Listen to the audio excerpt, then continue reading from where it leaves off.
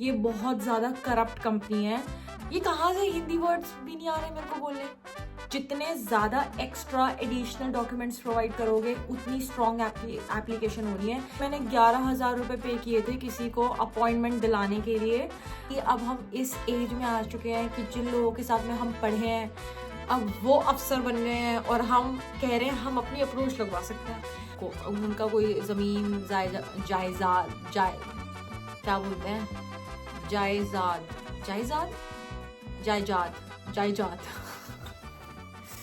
जो भी है। Hello beautiful people, welcome back to my channel. I hope you all are doing amazing. मैं तो ओके हूँ, अमेजिंग नहीं बोल सकती मैं। अब मैं कुछ बताऊंगी तो ये बोलेंगे कि सारे टाइम पे इसके तो ज़िंदगी में कुछ ना कुछ चलता ही रहता है। चलता तो रहता है वैसे, ये बात भी सच्ची है, लेकिन एनीवेज मेरे बारे में बात नहीं करते, बट थोड़ी सी तो कर ही लेते हैं। आज मैंने इतना ज़्यादा टेस्टी चीज़ पटेटो कैसरोल बनाया है। ये एक अमेरिकन थैंक्सगिविंग डिश है और ये मैंने अपनी अमेरिकन दोस्त से सीखी है। बट वो थैंक्सगिविंग पे बनाती है, बट मैं नॉर्मली बना लेती हूँ क्योंकि मेरे को ना यार वही है, मैं एक तो वेजिटेरियन हूँ तो या तो मेरे को बिल्कुल इंडियन खाना चाहिए। और अब मैंने थोड़ा सा ना शिफ्ट करना स्टार्ट किया है अपने आप को अवन स्टफ में, जैसे कि जो चीज़ें अवन में बनती है, जैसे कि कीश, डिफरेंट कीश को आप डिफरेंट तरीके से बना सकते हो। और मैंने एक नई चीज़ ट्राई करी थी जिसको बोलते हैं कॉलीफ्लावर फॉर्माते। इट इज़ इटालियन डिश और ये कॉलीफ्लावर से बनी होती है मेनली, और आई हेट कॉलीफ्लावर बट इस डिश के अंदर ये इतना ज़्यादा टेस्टी लगता है। तो या मैंने अभी भी वो खाया है और बहुत ज़्यादा टेस्टी बनाया है मैंने। मेरे को लगा कि वो ख़राब होगा क्योंकि मेरी थोड़ी सी सब्जियां ख़राब हो गई थी और आज संडे है, संडे को कुछ भी ओपन नहीं होता। पता नहीं आपको ये बात पता ही नहीं पता है, यहाँ पे संडे को कुछ भी ओपन नहीं होता है, कोई शॉप ओपन नहीं होती, कुछ नहीं होता। दूध चाहिए नहीं मिलेगा, कुछ भी चाहिए आपको आप दुकान पे जाके नहीं ले सकते और ना ही आप शॉपिंग कर सकते हो। तो सिर्फ और सिर्फ थोड़े बहुत रेस्टोरेंट और बार्स और क्लब्स खुले हुए होते हैं, इसके अलावा कुछ भी खुला हुआ नहीं होता। और ये ओवरऑल सारी जगह पे ही है, ऐसा नहीं है कि मेरी सिटी जो है वो छोटी है तो उसके अंदर ऐसा है, बाकी बड़ी सिटीज के अंदर भी है ये। तो आज हम बात करेंगे बहुत ही इंपॉर्टेंट चीज के बारे में जो कि मैं हर टॉपिक से पहले बोलती हूँ। बेसिकली मेरे को ऐसा लगता है कि इस टॉपिक के बारे में ना जनरली लोगों ने इंटरनेट पे बात नहीं करी हुई है और ये सबके माइंड में आता है कि आपको अगर वीज़ा के लिए अप्लाई करना है तो आपको एक कंसल्टेंसी के पास जाना चाहिए या नहीं जाना चाहिए, और मैंने किस तरीके से अपना वीज़ा जो है अप्लाई किया था। फर्स्ट ऑफ ऑल, मैंने जब वीज़ा के लिए अप्लाई किया था उस टाइम पे बहुत ज़्यादा डिफ़िकल्ट था वीज़ा अपॉइंटमेंट लेना, क्योंकि वो कोविड के बाद फर्स्ट ईयर था 2021 जिसके अंदर लोग बाहर जाना चाह रहे थे। तो ऑलरेडी कोविड के अंदर लोग गए नहीं थे, जिसकी वजह से बहुत ज़्यादा सरप्लस हो गया था उन लोगों का जो बाहर जाना चाहते हैं, और अपॉइंटमेंट्स जो थी वो मिल ही नहीं रही थी, जिसकी वजह से मतलब कि उस टाइम पे डिफरेंट प्रोसेस था थोड़ा सा ना। अभी VFS ने प्रोसेस जो है वो चेंज कर दिया, तो उस टाइम पे अपॉइंटमेंट वगैरह नहीं मिलती थी। तो मैंने उस चीज़ के लिए तो कंसल्टेंसी ली थी क्योंकि मेरे को बहुत अर्जेंटली अपॉइंटमेंट चाहिए थी और मैं ऑलरेडी 2 महीने से वेट कर रही थी। तो उस चीज़ के लिए मैंने 11,000 रुपये पे किए थे किसी को अपॉइंटमेंट दिलाने के लिए। और उस टाइम पे लोग, जहाँ तक मेरे को याद है, उन्होंने 29,000 35,000 तक पैसे पे करे हैं सिर्फ और सिर्फ एक अपॉइंटमेंट लेने के लिए, क्योंकि VFS जो है ये बहुत ज़्यादा करप्ट कंपनी है। और ये जो ये कंसल्टेंसी वाले होते हैं ना, ये जो एजेंसी वगैरह होती है, इनको ब्लैक के अंदर बेच देती है ये सारी जो अपॉइंटमेंट्स होती हैं, जिसकी वजह से अगर ये अपॉइंटमेंट्स जो है वो रिलीज़ भी करते हैं ना, और आप अगर 12 बजे डॉट ये अपॉइंटमेंट रिलीज़ करेंगे और आप 12 बजे बैठे हुए हो कंप्यूटर पे, तब भी आप अपॉइंटमेंट नहीं ले सकते। तो ऐसा हुआ था कि मैं, मेरा भाई, मेरी सिस्टर, हम सब लोग बैठे हुए हैं भाई, ब्लिंक भी नहीं कर रहे अपनी आए, और सब लोग डिफरेंट फ़ोन से बैठे हुए हैं, क्योंकि इसके अंदर कुछ ऐसा भी है कि अगर आप एक फ़ोन से बार बार लॉगिन कर लो तो आपका जो अकाउंट है वो सस्पेंड हो जाता है। पता नहीं क्या है, इनका बहुत ही ख़राब सिस्टम है ये VFS, और ये बिल्कुल, मैं बता रही हूँ, बिल्कुल बिकाऊ है ये।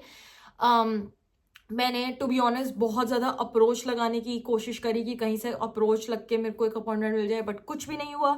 तो मैंने ये 11,000 वाली अपॉइंटमेंट ले ली, बट उसके बाद में मैंने जितना भी पूरा प्रॉपर एप्लीकेशन है वो मैंने सारी खुद से करी है और मुझे कोई भी दिक्कत नहीं आई। I think, I don't remember correctly, but I think मेरे को एक डॉक्यूमेंट जो था, जब वो उनको एक्स्ट्रा चाहिए था, तो वो उसके लिए मेरे को मेल आ गई थी और मैंने वो सबमिट कर दिया था। तो ना पहले क्या होता था, जितनी भी एप्लीकेशंस होती थी ना आपकी, आप बेशक टूरिस्ट वीज़ा लगवा रहे हो किसी का, मतलब शेंगन वीज़ा वगैरह लग रहा है, या फिर आपका नेशनल वीज़ा लग रहा है, तो सारी जो एप्लीकेशंस थी वो पहले जर्मनी आती थी। लेकिन अब इन्होंने क्या कर दिया है, इन्होंने अब इंडिया के अंदर स्टार्ट कर दिया टूरिस्ट शेंगन वेंगन की, तो इन्होंने इंडिया के अंदर स्टार्ट कर दी है। बाकी नेशनल वीज़ा के लिए जो आती हैं जितनी भी एप्लीकेशंस, वो तो जर्मनी आती है, क्योंकि पूरा जर्मनी का ब्यूरोक्रेट वगैरह होता है। बट अब इन्होंने थोड़ा सा ना इंडिया के अंदर खुद भी शिफ्ट कर रहे हैं ये इंडिया के अंदर लगाने का। और मेरे को थोड़ी सी मेरे को एक्स्ट्रा नॉलेज इसलिए है क्योंकि जर्मन एम्बेसी न्यू दिल्ली के अंदर मेरे दोस्त हैं और वो काम करते हैं वहाँ पे। क्रेजी, इतनी अजीब चीज़ है ये कि अब हम इस एज में आ चुके हैं कि जिन लोगों के साथ में हम पढ़े हैं, अब वो अफसर बन गए हैं और हम कह रहे हैं हम अपनी अप्रोच लगवा सकते हैं। तो एनीवेज, मैं उसकी कोई अप्रोच किसी भी चीज़ में लगाती नहीं हूँ, बट अच्छा लगता है कि मेरे जो जानने पहचानने वाले लोग हैं वो लाइफ के अंदर इतना अच्छा कर रहे हैं, इसलिए मेरे को थोड़ा बहुत ज़्यादा पता है इस चीज़ के बारे में। तो मैंने पूरा जो अपना एप्लीकेशन प्रोसेस है वो खुद किया था उस टाइम पे, और बड़ा क्विक प्रोसेस था, कुछ नहीं होता। आप सारे डॉक्यूमेंट्स जितने भी लिखे हुए हैं, आपको सारे डॉक्यूमेंट्स कलेक्ट करने होते हैं, जो भी लिस्ट, जो वो लिस्ट देते हैं ना वीज़ा के साथ में, जब आपकी अपॉइंटमेंट आती है, अपॉइंटमेंट के साथ साथ में एक नीचे अटैच होता है डॉक्यूमेंट, और उसके अंदर सारी लिस्ट होती है सारे डॉक्यूमेंट्स की। तो आप ये एक चीज़ समझ लो, आप जितना ज़्यादा प्रूफ प्रोवाइड करोगे, जितने ज़्यादा एक्स्ट्रा एडिशनल डॉक्यूमेंट्स प्रोवाइड करोगे, उतनी स्ट्रॉन्ग आपकी एप्लीकेशन होनी है। जैसे एक एग्जांपल बताती हूँ, कभी कभी आपको फाइनेंशियल अपना वो दिखाना होता है, तो उसके अंदर फाइनेंशियल सिचुएशन अगर आपको अपनी दिखानी है तो आप एफिडेविट्स बनवा सकते हो बैंक स्टेटमेंट के साथ साथ में, अगर आपके पापा वगैरह स्पॉन्सर कर रहे हैं आपको। मतलब कहने का मतलब ये सिर्फ एग्जाम्पल है, ये नेशनल वीज़ा के अंदर ऐसा होता नहीं है, क्योंकि आपको नेशनल वीज़ा के अंदर ब्लॉक्ड अकाउंट चाहिए होता है। बट नॉर्मली अगर आपको अपने पेरेंट्स को बुलाना है या फिर किसी को भी बुलाना है, तो उनके लिए बता रही हूँ, फाइनेंशियल अपना खुद की बैंक स्टेटमेंट लगा दो, स्पॉन्सरशिप की एफिडेविट बनवा दो कोर्ट से स्टैंप लगवा के नोटरी वालों से, और वो एडिशनल में दे दो। तो इसके बारे में बताती हूँ मैं, टूरिस्ट की वीज़ा के बारे में सेकेंड पोर्शन में बताती हूँ, क्योंकि मैंने बहुत बड़ी एप्लीकेशन कर दी है टूरिस्ट वीज़ा की। तो आपको कंसल्टेंसी की ज़रूरत नहीं है, बिल्कुल भी ज़रूरत नहीं है। आप ये मत सोचना कि आप ये एप्लीकेशन खुद से नहीं कर पाओगे, और सिर्फ कंसल्टेंसी वाले बहुत ज़्यादा पैसे लेते हैं यार, 20-25 हज़ार रुपये ले लेते हैं, और आपके बेफालतू में पैसे लगने वाली बात होती है। ऊपर से ना रिस्की हो जाता है। आपको हमेशा इन्फॉर्म्ड रहना चाहिए कि आपकी एप्लीकेशन के साथ क्या हो रहा है क्या नहीं हो रहा। वो अपना नंबर डालते हैं, उनके पे सारी अपडेट्स वगैरह जाती हैं, बाई चांस कुछ भी ख़राब हो जाए तो भी आप पे बात आ जाएगी कि, मतलब वही होता है ना, खुद आप फिर भी हैंडल कर सकते हो एक सिचुएशन, बट आप जब दूसरे बंदे पे डिपेंडेंट होते हो, स्पेशली नेशनल वीज़ा के लिए दूसरे बंदे पे डिपेंड होना मैं तो प्रेफर नहीं करूँगी बिल्कुल भी। आई नो थोड़ा सा हेक्टिक हो जाता है वीज़ा एप्लीकेशन करना, बट आप खुद से कर सकते हो। एग्जैक्ट वो लिस्ट बताते हैं वहाँ पे ना, 2 तरीके की सर्विसेज होती हैं। एक होता है प्रीमियम लाउंज। प्रीमियम लाउंज के अंदर क्या होता है, आपके पास प्रिंटर होता है वहाँ पे लाउंज के अंदर ही, तो आपको कुछ भी प्रिंट करना है तो आपको बाहर नहीं जाना। या फिर वहाँ पे आपके पास एक डेडिकेटेड पर्सन होता है, वो आपकी फाइल्स वगैरह चेक करते हैं, और आपको वहाँ पे टी कॉफ़ी चाय वगैरह भी मिलती है। क्योंकि मेरे को 7 घंटे लगे थे, 7 घंटे, जबकि मैंने प्रीमियम लाउंज सर्विस ली थी, क्योंकि उस टाइम पे कोविड था तो ऑलरेडी इतना ज़्यादा था। तो मुझे तो प्रीमियम लाउंज का उस दिन यूज़ ये लगा कि मेरे पास बैठने के लिए बढ़िया सीट थी। बाकी मेरे को प्रीमियम लाउंज का कोई यूज़ नहीं लगता। 2,500-3 हज़ार रुपये आपके फालतू लग जाएंगे, प्रीमियम लाउंज सर्विस लेना मत। लेकिन ना प्रीमियम लाउंज के साथ साथ में ना वहाँ पे लिखा होता है पासपोर्ट कलेक्शन सर्विस, उसके अलग पैसे लगते हैं, और एक लिखा होता है SMS सर्विस, जिसके अंदर ये आपको SMS करते हैं या फिर आपकी मेल आईडी पे आपको रेगुलर अपडेट्स देते हैं कि आपकी जो वीज़ा है, वीज़ा एप्लीकेशन है, वो कहाँ जा रही है कहाँ नहीं जा रही। फॉर एग्जांपल वो आपकी अभी एम्बेसी में पहुंच गई है, एम्बेसी से अभी वो आपकी जर्मन कंसुलेट में पहुंच गई है, तो ये सारी चीज़ें वो देते हैं। तो वो बहुत ज़्यादा यूज़फुल रहता है और ज़्यादा एक्सपेंसिव भी नहीं है। आई थिंक 136 के अराउंड इसका प्राइस है कुछ है, तो वो आप 100% ले लेना। प्रीमियम लाउंज के अंदर ना पैसे वेस्ट हैं, मैं सच बताऊँ तो 2,500-3 हज़ार रुपये बेफालतू के देने, वो मत दो, ठीक है। और अपना जो अपॉइंटमेंट है ना, अपना अपॉइंटमेंट जो है आप सुबह सुबह का रखो अपॉइंटमेंट, जल्दी जल्दी सुबह सुबह। कभी कभी ऐसे होता है बिल्कुल बिल्कुल जब आप अर्ली अपॉइंटमेंट रखते हो ना, तो उस टाइम पे ज़्यादा रश नहीं होता और ज़्यादा आगे के जो लोग होते हैं वो इतना ज़्यादा मतलब लोग उसके अंदर इतना ज़्यादा आपके पास वेटिंग पीरियड नहीं होता, क्योंकि लोग बहुत ज़्यादा कम आते हैं। और एक और बात बता दूं आपको, अगर आपकी अपॉइंटमेंट वीएफएस के अंदर, ऑल ओवर इंडिया वीएफएस ही है, कोई भी वीएफएस हो, अभी अपने रीसेंट एक्सपीरियंस से सीखा है मैंने, अगर आप अपनी अपॉइंटमेंट जो आपका टाइम है अगर आप उससे लेट जा रहे हो तो वो आपको जबरदस्ती, अगर आप नॉर्मल उसमें हो ना, अगर आपने बेसिक वो लिया हुआ है, प्रीमियम लॉन्च नहीं लिया हुआ, वो आपको जबरदस्ती प्रीमियम लॉन्च दे देंगे। तो आपके ना 2,500-3,000 रुपये बेफालतू के लग जाएंगे, जो कि मेरे चाचा के लगे हैं मेरी वजह से। मैं नहीं, मेरी वजह से आई डोंट नो, जो भी है वो लेट हो गए थे। तो आप, मेन चीज़ ये है कि आप अपनी एप्लीकेशन खुद से करो। वहाँ पे ना जो बंदा होता है ना, वो प्रीमियम लाउंज में चलो ठीक है आपके लिए वो स्पेसिफिकली चेक करते हैं, बट नॉर्मली भी वो आपकी पूरी एप्लीकेशन चेक करते हैं कि आपके पास सारे डॉक्यूमेंट्स हैं या नहीं है। मैं इसलिए बता रही हूँ क्योंकि मैंने प्रीमियम लाउंज लिया हुआ है, मैंने अपनी फैमिली को प्रीमियम लाउंज नहीं दिलवाया हुआ, और अभी रिसेंटली उनको प्रीमियम लाउंज मिल भी गया था बाय सम मिस्टेक। तो इसलिए मेरे पास सारे एक्सपीरियंसेस हैं, और सबके एक्सपीरियंसेस जो है वो नॉर्मल बेसिक वाले ही रहे हैं जिन्होंने प्रीमियम लाउंज लिया है, इसलिए ये चीज़ बोल रही हूँ। उसके बाद में वहाँ पे आपको वो ऑलरेडी बताते ही हैं कि आपको क्या चाहिए, तो ऐसी कोई चीज़ आपकी मिसिंग है वो आपकी फाइल जो है वो सारी जगह ही चेक करते हैं। और आपके पास एक ऑप्शन भी होता है कि अगर आप कोई डॉक्यूमेंट जो है वो भूल गए हो, तो उस डॉक्यूमेंट को आप उसी दिन आके वापस किसी भी टाइम पे सबमिट कर सकते हो, या फिर आप उनको बाद में मेल कर सकते हो 2-3 दिन के अंदर अंदर, और आप उस डॉक्यूमेंट जो है वो सबमिट कर सकते हो। बहुत लोगों को ये भी नहीं पता होता कि जब आप वो वीज़ा एप्लीकेशन के लिए जाते हो तब आपको अपने जो डॉक्यूमेंट्स हैं वो सारे डॉक्यूमेंट्स, ओरिजिनल डॉक्यूमेंट्स वहाँ पे लेके जाने हैं, क्योंकि वो आपके वेरीफाई करते हैं जितने भी आपके 10th 11th 12th की मार्कशीट हो गई, आपका बर्थ सर्टिफिकेट, मतलब जो भी बेसिक डॉक्यूमेंट्स होते हैं वो आपके सारे वहाँ पे वेरीफाई होते हैं। तो अपनी पूरा जो डॉक्यूमेंट की फाइल है वो वहाँ पे लेके जाना। पासपोर्ट मत भूल जाना, बहुत सारे लोग जो है वो पासपोर्ट भी भूल जाते हैं। नेशनल वीज़ा के अंदर पासपोर्ट का डिफरेंट सिस्टम होता है, क्योंकि नेशनल वीज़ा के अंदर आपको 2 बार अपॉइंटमेंट लेनी पड़ती है। एक बार तो आपका होता है ये जो नॉर्मल आप अपने डॉक्यूमेंट सबमिशन के लिए जाओगे, सेकंड आपका दोबारा से लगता है डी स्टैंपिंग बोलते हैं, डी स्टैंपिंग अपॉइंटमेंट बोलते हैं उसको, मेरे टाइम तक तो लगता था। उसके अंदर आपको स्टैंपिंग के लिए जाना होता है, पासपोर्ट देना होता है, और फिर आपका पासपोर्ट जो है वो स्टैंप लग के आता है, ठीक है। और एक आई डोंट नो, अगर मैं ढूंढ सकी तो एक ईमेल आईडी है, उस पर आप स्पेसिफिकली ना उनसे अपना स्टेटस पूछ सकते हो। अगर आपका वीज़ा आने में बहुत ज़्यादा टाइम लग रहा है और आपको you want to know where what's your status is, what is happening, is everything is fine, you can just mail them. क्योंकि जो मैंने एम्बेसी को मेल करना या फ़ोन करना कोई मतलब नहीं है, वो कोई फ़ोन नहीं उठाएंगे, वो आपका कोई रिस्पॉन्ड नहीं करते, बहुत बेसिक रिस्पॉन्ड देते हैं। तो आप उनके साथ अपना टाइम वेस्ट मत करना, और वीज़ा अपॉइंटमेंट अपनी टाइम से लेना, क्योंकि भाई वीज़ा अपॉइंटमेंट ना बहुत ज़्यादा मुश्किल है लेना, टाइम लगता है वीज़ा अपॉइंटमेंट लेने में ना। तो अपना, मैं तो प्रेफर करूँगी कि आप 2 महीने 3 महीने पहले अपनी अपॉइंटमेंट लेके बैठ जाओ। अपना वीज़ा एप्लीकेशन सबमिट करने जाओगे तो आपको 1 महीना लगता है, 1 महीने के अंदर आपका जो है वो वीज़ा वगैरह आ जाता है, ठीक है। मेरी 6 सितंबर 2021 को अपॉइंटमेंट थी, और मेरा जो वीज़ा है डी स्टैंपिंग वीज़ा, मतलब दोनों बार अपॉइंटमेंट ले लुला के सब कुछ कर करा के मेरा अपॉइंटमेंट, मेरा जो वीज़ा है वो आ गया था 13th ऑफ अक्टूबर। 13th अक्टूबर को मेरा वीज़ा आ गया था।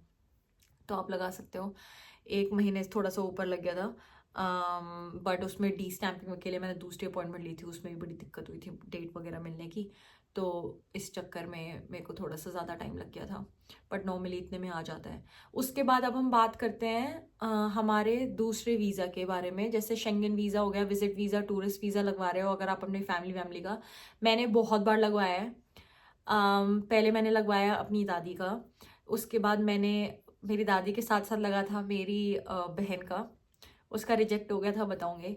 उसके बाद मैंने लगवाया लक्ष्य का, और उसके बाद मैंने लगवाया मेरे चाचा का और चाची का, और सारी एप्लीकेशंस मैंने करी हैं। जो रिजेक्ट हुआ है वो इसलिए रिजेक्ट, मतलब सारी जगह में अप्रूव हुआ है, बस एक ही बार रिजेक्ट हुआ है, वो सिर्फ मेरी बहन है उसके बाद उसके लिए रिजेक्ट हुआ है। उसके लिए इसलिए रिजेक्ट हुआ था क्योंकि उसका जो इंटेंशन था वो क्लियर नहीं था। बेसिकली अगर आप शेंगन वीज़ा का रिजेक्ट रेट देखोगे, इतना ज़्यादा हाई रेट है। ऑस्ट्रेलिया, मतलब मेरे एक जो चाचा चाची है वो ऑस्ट्रेलिया जा रहे हैं, और दूसरे चाचा चाची जो है वो मेरे यहाँ पे आ रहे हैं मेरे पास में। ऑस्ट्रेलिया वालों का एक दिन में लग गया, एक दिन के अंदर वीज़ा लग गया। ना उन्हें वीज़ा अपॉइंटमेंट लेनी पड़ी, ना उनकी कोई बायोमेट्रिक हुई, ना उन्होंने एम्बेसी विजिट करी, ना उन्होंने कुछ किया। क्योंकि ऑस्ट्रेलिया के अंदर बेसिकली वो इंटरनेशनल स्टूडेंट्स को प्रमोट करना चाहते हैं, स्टूडेंट वीज़ा को। तो उनकी जो मेन स्कीम है वो ये है कि वो इमोशनल सपोर्ट प्रोवाइड करना चाहते हैं जो इंटरनेशनल स्टूडेंट्स हैं। तो उनके बेसिस पर अगर किसी को भी आना होता है तो उनका बहुत ज़्यादा क्विक प्रोसेस है। तो इस चक्कर में उनका जो है वीज़ा वो वहाँ पे बैठे बैठे ऑनलाइन मेरे भाई ने खुद ने लगा दिया और उसका वीज़ा लग गया।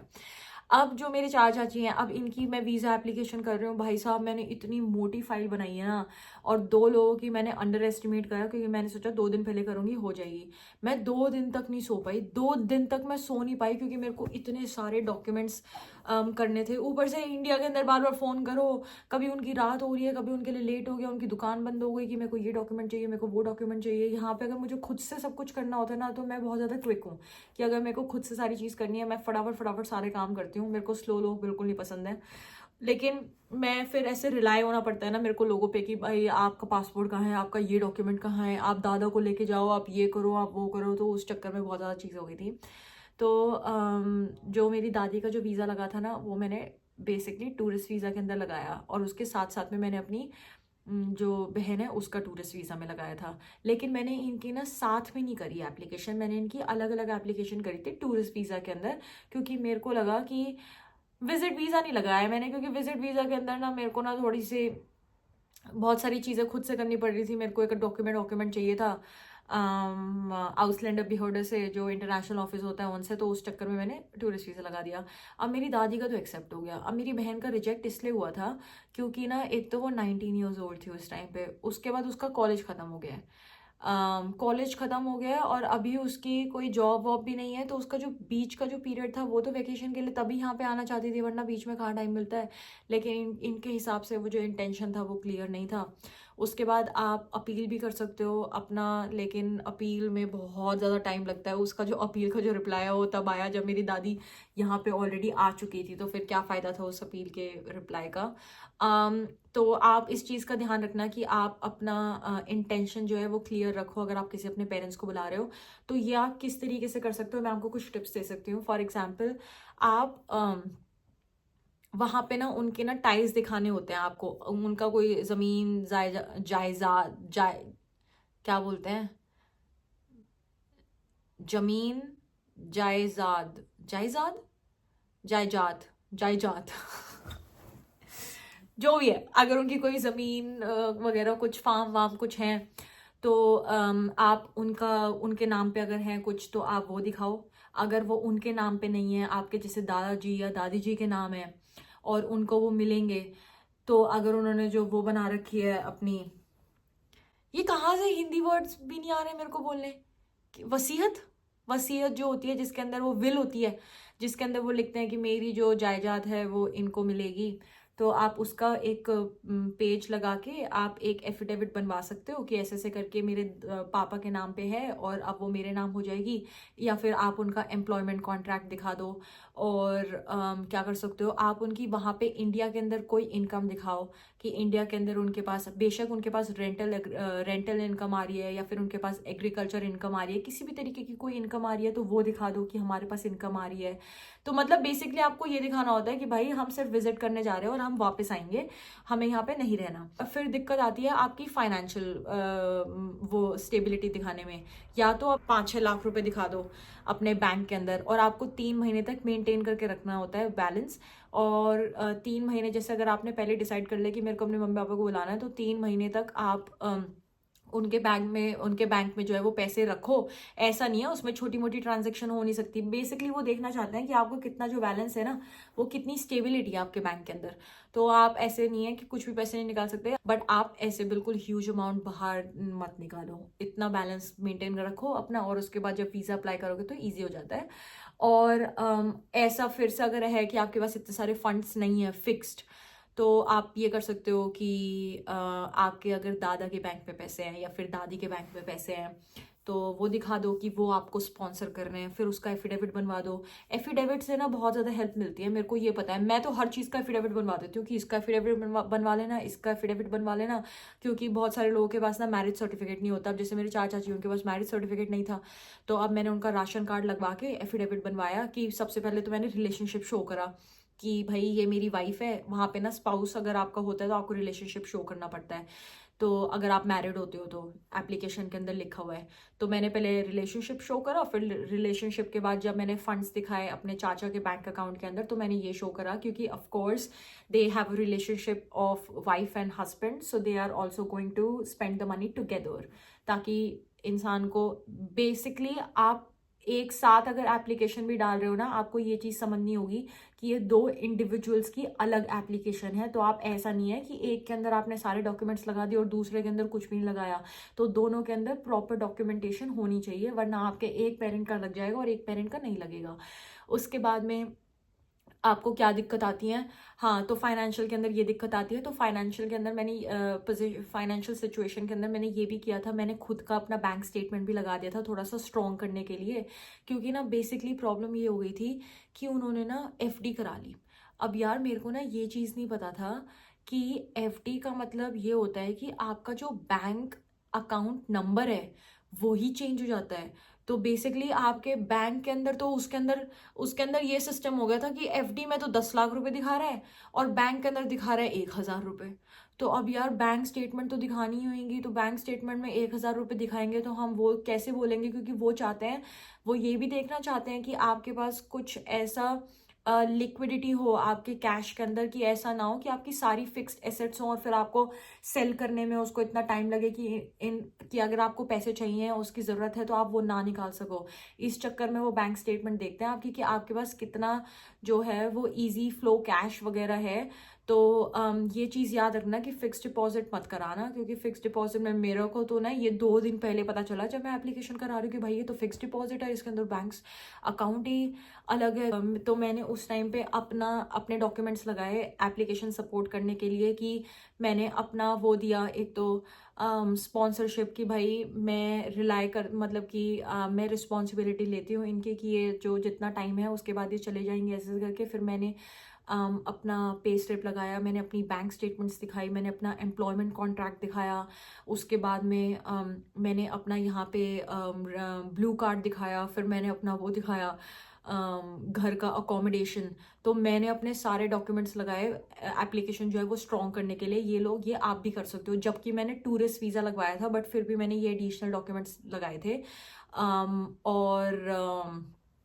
हाँ, इससे मेरे को लगता है कि बहुत ज़्यादा हेल्प मिला है। और आप क्या कर सकते हो, एक और इम्पॉर्टेंट चीज़ है, ये लास्ट चीज़ बता रही हूँ। तो बेसिकली जब आप एप्लीकेशन लगाते हो ना, अपनी वीज़ा एप्लीकेशन करते हो, तो आपको सारी रिजर्वेशन वगैरह दिखानी होती है, तो आपको फ़्लाइट वगैरह भी दिखानी होती है। तो ना एयर इंडिया की एक प्रीमियम फ्लेक्स इकोनॉमी करके फ़्लाइट है, आप एक बार चेक कर लेना खुद से। अगर आप वो कैंसिल करते हो तो आपका 1 रुपया भी नहीं कटता, आपके सारे पैसे वापस आते हैं। तो आप वो वाली फ़्लाइट कर सकते हो आप अपने वीज़ा प्रोसेस के लिए, कि बाई चांस अगर आपका वीज़ा रिजेक्ट हो जाए तो आपके कम से कम फ़्लाइट के सारे पैसे जो हैं वो वापस आ जाए। उसके बाद में आपको ट्रैवल इंश्योरेंस लेना है, ये भी लोग भूल जाते हैं। ट्रैवल इंश्योरेंस के अंदर वहाँ पे 50,000 50,000 का कुछ होता है अमाउंट, वो मिनिमम अमाउंट इतना होना चाहिए, $50,000।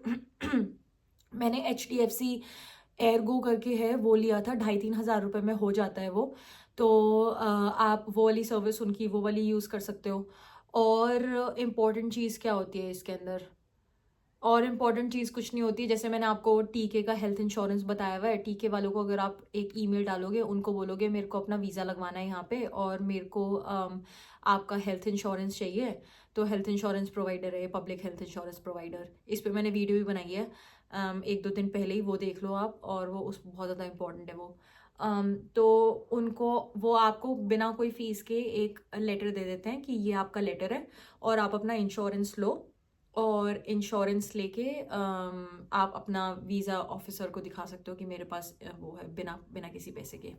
तो ये सब कुछ टिप्स हैं। इन शॉर्ट, मैंने सारी एप्लीकेशंस अपने आप करी हैं, कितनी बार 5-6 एप्लीकेशंस कर चुकी हूँ। मैंने एक बार भी कंसल्टेंसी का सहारा नहीं लिया, और मुझे नहीं लगता आपको भी ज़रूरत है। तो आप ये कन्फ्यूजन छोड़ दो कि मेरे को कंसल्टेंसी, इनफैक्ट मेरे पास अभी अभी इंस्टाग्राम पे एक मैसेज आया, आई गेस, तो उससे ही मेरे को वैसे आइडिया आया कि मेरे को इस चीज़ के बारे में बताना चाहिए। किसी ने मेरे को डीएम करा है कि वो भी यहाँ पे आना चाहते हैं, बट उन्होंने कोई कंसल्टेंसी करी थी जिसके चक्कर में उनका सारा सब कुछ जो है वो ख़राब हो गया इस टाइम पे, तो अभी वो फिर से कुछ ट्राई कर रहे हैं। बट अगर आपको इससे रिगार्डिंग कोई भी क्वेश्चन है, मेरे को नीचे कमेंट में बता दो। कोई डॉक्यूमेंट के रिगार्डिंग कोई क्वेश्चन है तो मैं बता देती हूँ, मेरे को काफ़ी ज़्यादा एक्सपीरियंस है वीज़ा लगवाने का। एनीवेज, अब मैं जा रही हूँ क्योंकि मेरे को अभी मैं पीऊँगी कोल्ड कॉफ़ी, क्योंकि मेरे को कोल्ड कॉफ़ी पीने का बहुत ज़्यादा मन है। और अब हम, अगर आपने मेरा न्यू वाला जो चैनल है वो सब्सक्राइब नहीं करा है तो कर लो, और वहाँ पे मैं अपनी स्टोरियाँ सुनाती हूँ। अभी स्टार्ट नहीं करी, अभी स्टार्ट करूँगी उसके बारे में। आई होप कि आपका जो दिन है वो बहुत बहुत बहुत अच्छा जा रहा हो। और अब मैं मिलूंगी आपको नेक्स्ट वीडियो के अंदर। तब तक आप अपना ख्याल रखें, मैं भी अपना ख्याल रखूँगी। Okay, bye bye.